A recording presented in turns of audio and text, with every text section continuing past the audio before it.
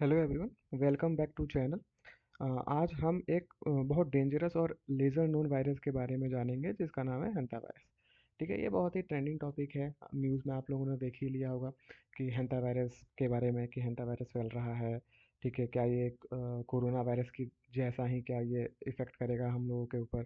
तो आज हम लोग यही हेंटा वायरस के बारे में जानेंगे कि हेंटा वायरस है क्या, ये स्प्रेड कैसे होता है, ठीक है, इसके सिम्टम्स क्या है, ठीक है, और इससे बचाव करने का तरीका कि इससे कैसे बचा कैसे जा सकता है।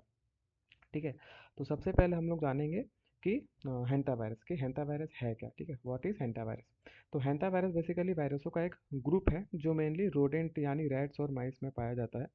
ये वायरस इन्फेक्टेड रोडेंट की यूरिन, सलाइवा और ड्रॉपिंग के कांटेक्ट में आने से ह्यूमन में बेसिकली फैलता है। ठीक है, ड्रॉपिंग, सलाइवा, यूरिन, इन सब की वजह से हमारे शरीर में ये बेसिकली फैलता है। इंटरेस्टिंग बात यह है कि ये पर्सन टू पर्सन नहीं फैलता है, बट कुछ केसेस में ये देखा गया है, ठीक है, कि पर्सन टू पर्सन ये फैला है। ठीक है, अब हम लोग बात करेंगे कि टाइप्स ऑफ हेंटा वायरस। तो basically two types of hanta virus होते हैं। एक होता है hanta virus pulmonary syndrome, HPS. ठीक है, ये प्राइमरी अमेरिका में पाया जाता है। ठीक है, ये अटैक करता है लंग्स पर, डायरेक्टली अटैक अटैक करता है लंग्स पर, और इसका जो फैटेलिटी रेट है ये 50% है। ठीक है, दूसरा अगर मैं बात करूँ तो haemorrhagic fever with renal syndrome, HFRS, जिसको हम लोग जानते हैं। ठीक है, ये बेसिकली पाया जाता है यूरोप एंड एशिया में, और ये टारगेट करता है डायरेक्टली किडनी एंड हमारे ब्लड वेजल्स के ऊपर।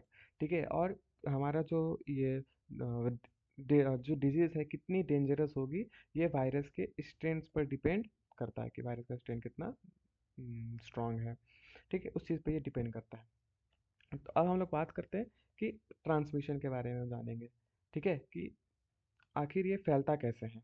ठीक है, तो सबसे कॉमन वे है फैलने का, वो है कॉन्टैमिनेशन यानी हवा को इनहेल करने से। ठीक है, ये फैलता है, ये प्राइमरी रूट है बेसिकली।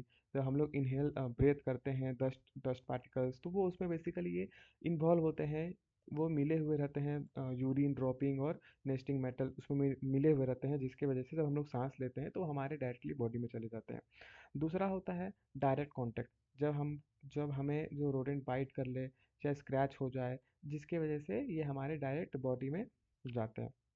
और एक रूल याद रखें कि भाई जहाँ रोडेंट होंगे वहाँ इन्फेक्शन होने के चांसेस भी आपको बढ़ जाते हैं।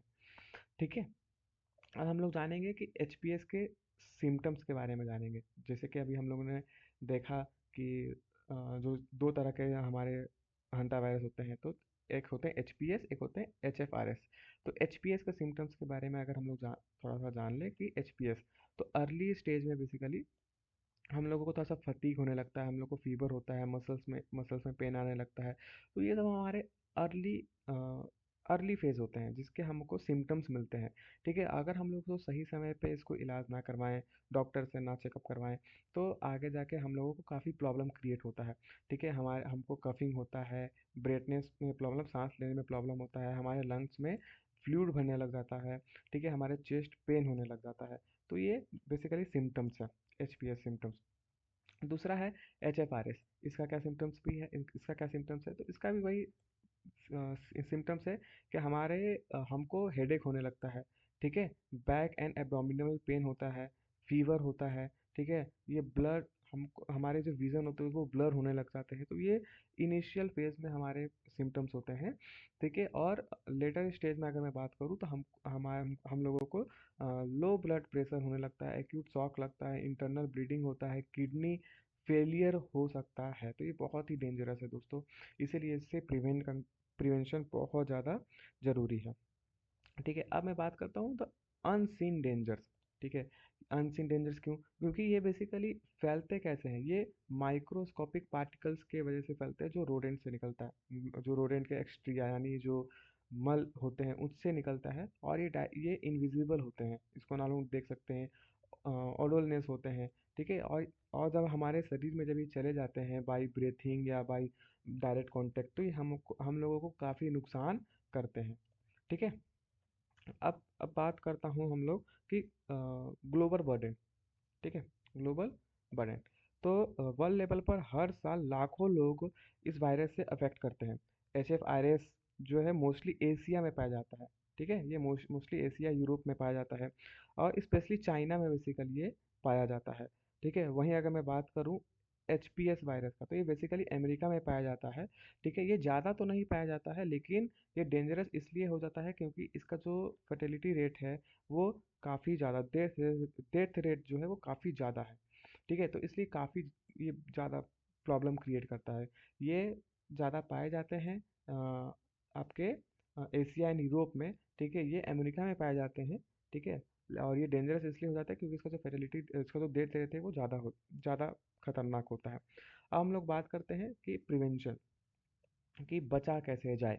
ठीक है, तो सबसे इम्पोर्टेंट है कि भाई बचा कैसे जाए। तो सबसे पहले जो हमारे घरों में जो रोडेंट एक्सेस होता है उसको एलिमिनेट करना है, उसको रोकना है। हमारे घरों में रोडेंट के आने से रोकना है। कैसे रोक सकते हैं? तो हम लोगों को सील होल कर देना है, जो गैप्स है होम में उसको उसको फिलअप करना है, ट्रैप यूज करना है। हम लोगों को फूड को अच्छे से सील करके रखना है। ठीक है, गार्बेज को अच्छे से हम लोगों को फेंकना है। ठीक है, एक सेकंड, हाँ। ठीक है, और अ, जो रोडेंट इन्फेक्टेड है हम लोगों को टाइमली क्लीन करते रहना चाहिए, प्रैक्टिस करना चाहिए, क्लीनिंग प्रैक्टिस हम लोगों को करना चाहिए। ठीक है, ventilate before cleaning, use wait method, है ना, हम लोगों को वेट मेथड यूज करना चाहिए क्लीन करते समय। हम लोगों को ने हम लोगों को कभी भी ड्राई स्वीप इस्तेमाल नहीं करना चाहिए।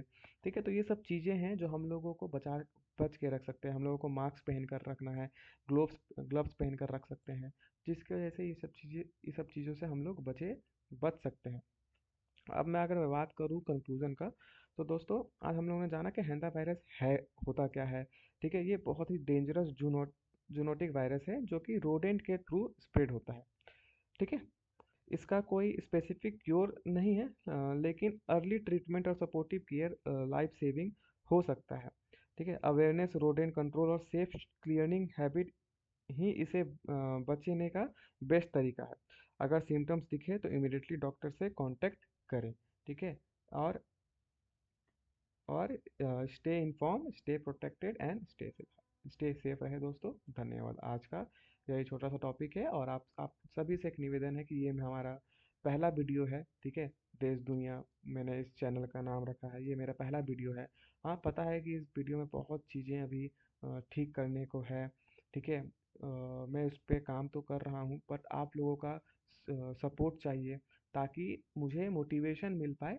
ठीक है, ताकि मुझे मोटिवेशन मिल पाए और अच्छे से काम करने का। सो प्लीज़ आप सभी ने अगर मेरे चैनल पर आए हैं तो इस चैनल को प्लीज़ लाइक कर दें। ठीक है, सब्सक्राइब कर दें। ठीक है, प्लीज़, ताकि मैं और इसी तरीके से मेहनत करते रहूं। ठीक है दोस्तों, क्योंकि ये सब चीज़ें बनाने में टाइम लगता है। ये देख रहे हैं, ये सब चीज़ें बनाने में बहुत ही टाइम लगता है, घंटों घंटों टाइम लगता है, तब जाके ये बन पाता है। ठीक है, तो इसी तरह अपना प्यार रखें। Thank you so much. मिलते हैं नेक्स्ट सेशन में। Thank you.